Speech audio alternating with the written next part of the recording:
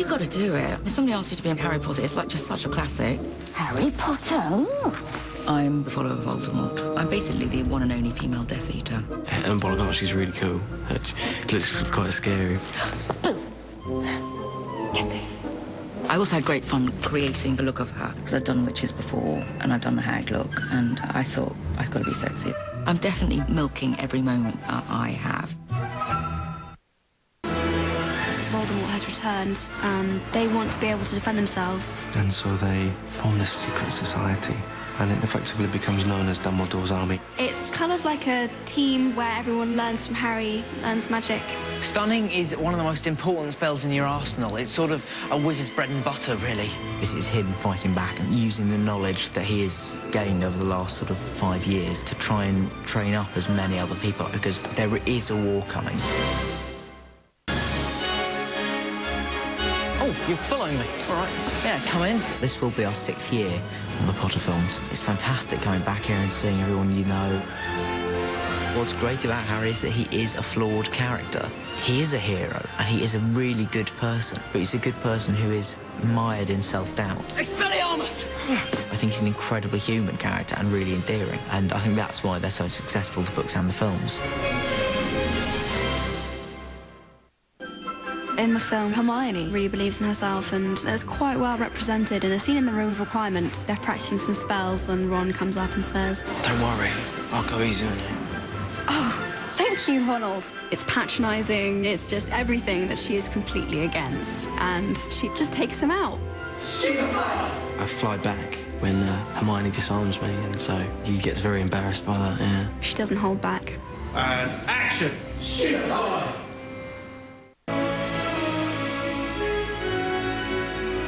Always wanted to be Luna. I've been a fan for ages, so I always wanted to be in the films. Luna Lovegood is a bizarre character, but who Harry really feels a closeness to, because he feels that they're very similar people. They're both outsiders, so they kind of bond over that, and she's wise, so she teaches them stuff. What are they? They're called Thestrals. I really want to do Luna justice, you know?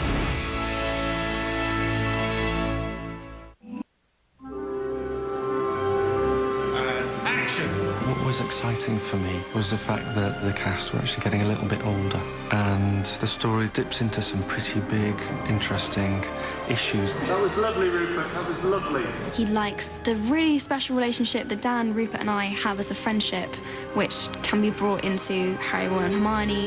This story offers an opportunity for all of the cast to really push themselves as actors. That was terrific.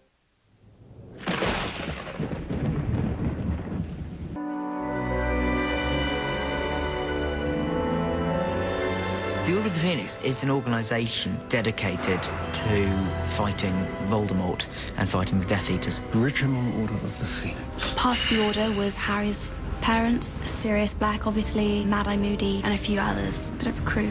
Do you really think there's going to be a war series? It's also got incredible sort of emotional value for Harry, because it would feel like he's following in his parents' footsteps.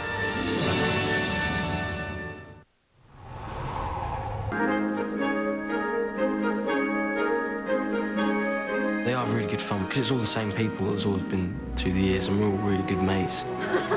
I'm laughing a lot in this film, giggling in all the takes. Sit down, everybody, sit down. That's it. Now, present time. Those scenes when the Weasleys get together, Julie Waters and Mark Williams are really, really funny, because they're always sort of ad-libbing, and that whole Christmas scene was really good. Cut it, they're struggling.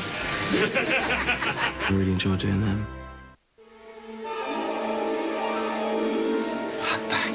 In The Prisoner of Azkaban, I've escaped from prison, and this time he's been straining at the bit to get back to see Harry. Sirius, what are you doing here? I had to see you off, didn't I? I kind of treat Harry like an adult, really. And there is some special relationship there, because I adore Dan, you see. You've done beautifully. He's doing such a brilliant job of the character, and it's just an honour to be working with him.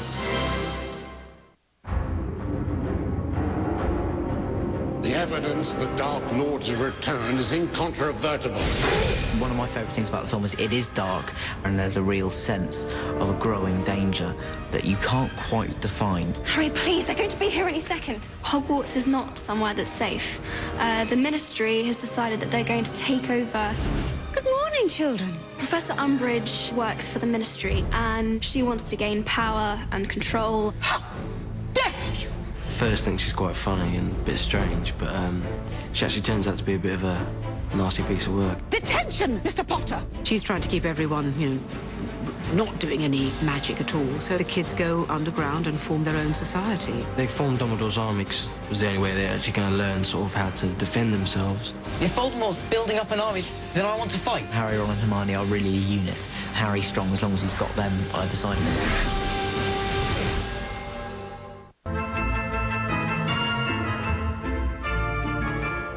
One of the most interesting aspects is the relationship between Harry and Cho. A little higher. Whenever they see each other, they're kind of just drawing closer to each other. I know people are looking forward to seeing the kiss. It's not just about the kiss, it's about the unbelievably complex relationship that Cho and Harry have. I knew Katie was so nervous, I was quite nervous as well. There was lots of courtesy chewing gum going in my mouth that day. Dolores Umbridge is trying to make sure that the students don't progress. She is a complete megalomaniac who needs to be absolutely in control. I will have order! It is nice to play someone who's very straightforward and very nice, with a lot of other stuff going underneath. So I thought that was quite important to have a caring sort of look. I haven't worn much pink before, but this is lovely, this outfit. I'm rather getting to like them now. This is the first time we've ever actually had to do any proper fighting with wands before. What I love about it is that it doesn't look like anything else. There are certain ways of using the wand, and certain movements, and a certain physicality. One spell may be above the head, another spell may be from down below. It's not just waving around a wand. You've got to really have the intent to deliver the curse.